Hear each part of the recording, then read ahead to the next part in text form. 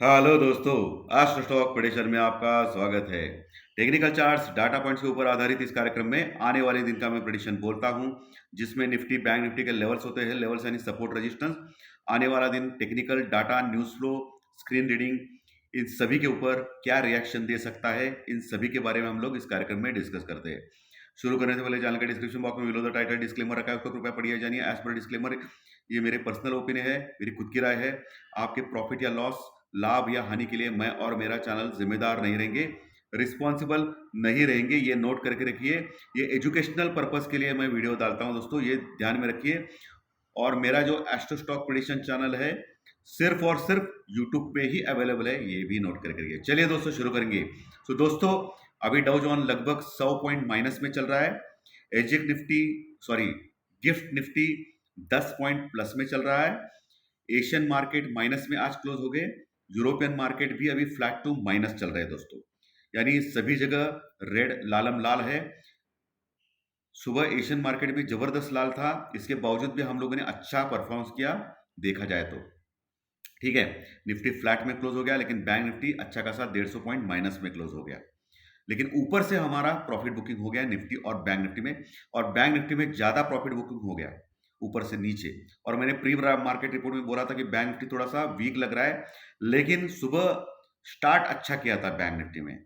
इसके लिए लग रहा था कि एचडीएफसी बैंक 3% डाउन होने के बाद भी आईसीआईसीआई बैंक की वजह से बैंक निफ्टी प्लस में था, इसलिए लग रहा था कि बैंक निफ्टी अच्छा फिर से ऊपर जा सकता है, लेकिन बाद में नीचे फेंका गया बैंक निफ्टी को। वैसे बैंक निफ्टी का स्ट्रक्चर भी थोड़ा खराब ही था दोस्तों। अभी कल क्या हो सकता है, टेक्निकल डाटा स्क्रीन रीडिंग क्या बोल रही है, इसके बारे में डिस्कस करेंगे दोस्तों। कल गुरुवार है, वीकली एक्सपायरी है, सबसे इंपॉर्टेंट दिन है। और जैसे कि आपको मालूम है कि गुरुवार के दिन हम लोग ग्लोबल मार्केट के ऊपर देखा नहीं करते हैं, हम लोग पुट कॉल रेशो देखा नहीं करते हैं। हम लोग क्या देखते हैं, मैंने आपको सिखाया है, पिछले 3 साल से सिखा रहा हूं, क्योंकि ये एजुकेशनल चैनल है। क्या सिखाया मैंने आपको? हमारे जो लोकल न्यूज है, हमारे जो ऑपरेटर्स एफआई और डीआई की जो पोजीशंस है, हेवी पोजीशंस, कॉल राइटिंग और पुट राइटिंग, इसके ऊपर मार्केट नाचेगा दोस्तों। तो इसके ऊपर आपको ध्यान रखना है, ना कि ग्लोबल के ऊपर, हमेशा मैं बोलता हूं। और वीकली एक्सपायरी के दिन आप देख सकते हो यही होता है, ऑलमोस्ट 90% तक यही होता है। सो दोस्तों, क्रूड ऑयल थोड़ा सा बढ़ गया है, $76 के $77 के आसपास आने की कोशिश कर रहा है। और आज एक खराब न्यूज ये है कि इंडियन रुपीस डॉलर के मुकाबले जबरदस्त कमजोर हो गया, 20 पैसा कमजोर हो गया दोस्तों। और ये अच्छी खबर नहीं है बिल्कुल। जो 82 के नीचे जाने वाला था, अभी 83 के आसपास जाने की कोशिश कर रहा है। सो ये इंडियन रुपीस डॉलर के मुकाबले वीक होना ये खराब बात है बैंक निफ्टी के लिए स्पेशली दोस्तों। पुट कॉल रेशो में देखा नहीं करते, लेकिन पुट कॉल रेशो बोलना तो पड़ेगा मुझे। Put call ratio bank Nifty का एक के पास है, बहुत ही अच्छा है, कोई समस्या नहीं है। निफ्टी का पुट कॉल रेशो 1.36 है, यानी थोड़ा सा हल्का सा ओवरबॉट है। लेकिन आप लोगों ने देखा है कि निफ्टी का पुट कॉल रेशो 1.66 तक गया था 2-4 दिन पहले, कोई फर्क नहीं पड़ा था निफ्टी को। और बैंक निफ्टी का पुट कॉल रेशो तो 1.90 के पास गया था, आपने देखा, और वहां से फिर नीचे आ गया bank Nifty. So put call ratio all time high के पास आने के बाद अलग ही दिखाता है ये, और एक हमको एक सबक मिला है, यानी एक शिक्षा मिली है कि पुट कॉल रेशो मंदी के मार्केट में जब होता है तब 1.35 के पास ओवरबॉट होता है, तेजी के मार्केट में होता है तो 1.90 तक जा सकता है। ये आप अभी नई शिक्षा, पिछले 30 साल से मैं जो शेयर मार्केट देख रहा हूं, कर रहा हूं, सीख रहा हूं, अभी भी सीख रहा हूं दोस्तों। सो हर दिन एक नया रूल आता है। सो ऑल टाइम हाई के पास आने के बाद पुट कॉल रेशो ज्यादा रहता है, ये ध्यान में रखना है आपको, ठीक है। लेकिन कल वैसे गुरुवार का दिन है, वीकली एक्सपायरी का दिन है, सो पुट कॉल रेशो का इतना महत्व नहीं रहेगा। महत्व किसके लिए, बात के लिए है? एफआई की 100% खरीदारी। जी हाँ, पिछले कई दिनों से लगातार एफआई बाइंग मोड में है। आज भी 1600 करोड़ यानी 1600 करोड़ का माल कैश में उन्होंने बाइंग की है। कैश के माल का बाइंग का महत्व क्यों है दोस्तों? आप बोलेंगे कि फ्यूचर में बेचा है ये वो, लेकिन कैश के बाइंग इंपॉर्टेंट इसलिए होता है कि उसमें कुछ वो नहीं कर सकते हैं, शॉर्ट वगैरह, डायरेक्टली बाइंग करते हैं, तो वो इंपॉर्टेंट होता है। बाकी ऑप्शंस और फ्यूचर की जो पोजीशन होती है वो हेजिंग के लिए होती है दोस्तों। सो पता नहीं चलता है कि एग्जैक्टली उनके मन में क्या है। इसलिए कैश के जो फिगर्स आते हैं एफ आई और डी आई के वो इंपॉर्टेंट होते हैं। ये आपको फिर से मैंने आपको एक सिखाया एक चीज। सो एफ आई ने 1600 करोड़ का कैश में खरीदा है और डी आई ने लगभग 400 करोड़ का माल बेचा है। 400 करोड़ का माल सेलिंग किया है। डी आई पिछले 2 दिन से सेलिंग कर रहा है, प्रॉफिट बुक कर रहा है, अच्छी भी बात है, ऊपर के लेवल पे मार्केट है। लेकिन एफआई अभी तक थक नहीं रहा है दोस्तों बाइंग में।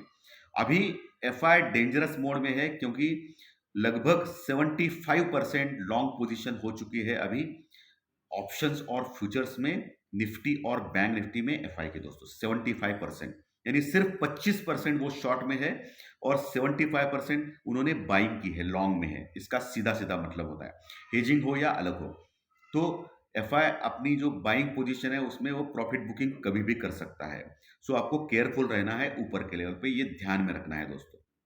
ठीक है, इसमें कोई दोहराई बिल्कुल नहीं है, ये ध्यान में रखना है। ओके, इंडिया विक्स भी पिछले 2-3 दिन से लगातार बढ़ रहा है और ये भी एक सिग्नल दे रहा है कि मार्केट में कभी भी कोलैप्स आ सकता है, ऊपर से नीचे प्रॉफिट बुकिंग, तगड़ी प्रॉफिट बुकिंग आ सकती है। ये छोटी छोटी तो इंट्राडे प्रॉफिट बुकिंग आ रही है, लेकिन तगड़ी प्रॉफिट बुकिंग कभी भी आ सकती है, ये इशारा दे रहा है। क्योंकि आज भी लगभग 1-1.5% इंडिया विक्स बढ़ा है दोस्तों, 11-12 के बीच में है, लेकिन 12 क्रॉस करने को देख रहा है और ये थोड़ी चिंताजनक बात है दोस्तों। चलिए अभी टेक्निकल डाटा के ऊपर जाएंगे। टेक्निकल, निफ्टी हालांकि फ्लैट टू पॉजिटिव क्लोज हो गया, लेकिन 19,400 19,400 के बस थोड़ा नीचे क्लोज हो गया। पहला जो रजिस्टेंस रुकावट है वो 19,450 का रह सकता है, जहां कॉल रेटिंग आज भी हुई है। और 19,500 19,500 लेवल, ये भी इंपॉर्टेंट रजिस्टेंस रुकावट रहेगा।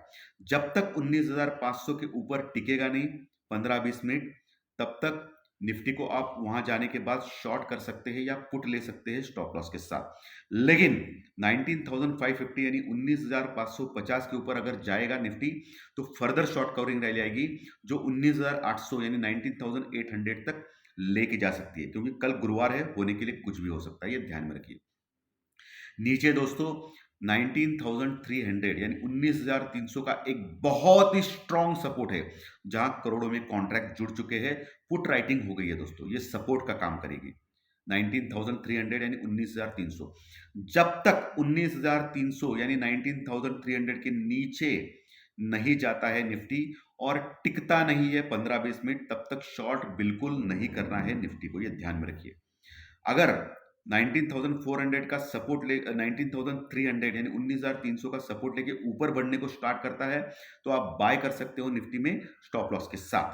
ठीक है, लेकिन 19,280 के नीचे अगर टिकता है तो एक मेजर फॉल आ सकता है कल के दिन, जो 19,200 19,150 ये दो टारगेट मिल सकते हैं नीचे की और 19,200 और 19,150।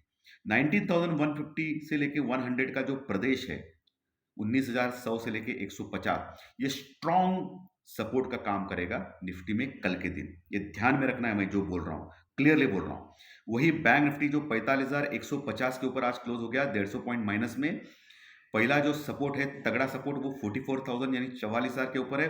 पिछले 2-3 दिन से वही से सपोर्ट ले रहा है, तो 44,000 का लेवल तोड़ना नहीं चाहिए बैंक निफ्टी को कल के दिन।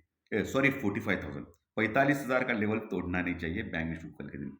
45,000 का लेवल, 45,150 यानी 45,150 के आसपास क्लोज हो गया है बैंक निफ्टी आज के दिन। सो 45,000 के ऊपर पुट राइटिंग अच्छी हो गई है आज के दिन। सो 45,000 का लेवल तोड़ना नहीं चाहिए।